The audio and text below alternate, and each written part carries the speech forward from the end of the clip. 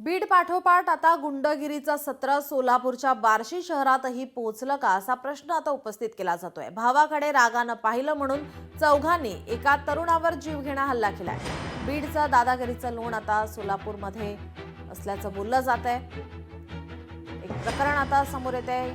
मारहाणीची घटना सीसीटीव्हीमध्ये चित्रित झाली। भावाकडे रागाने पाहिलं म्हणून चौघांनी एका तरुणावर जीवघेणा हल्ला केला। ही संपूर्ण घटना सीसीटीव्हीमध्ये कैद झाली आहे। 11 मार्चला रात्री 8:30 वाजेच्या सुमारास हा थरारक प्रकार घडलाय।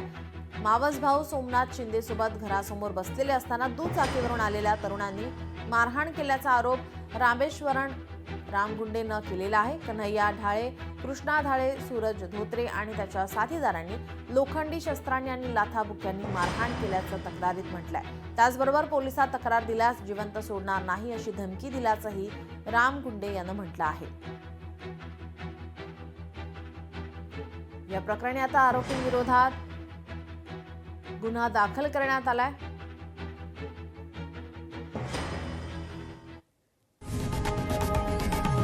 लोकशाही मराठी ऐका, पहा, जागरूक रहा।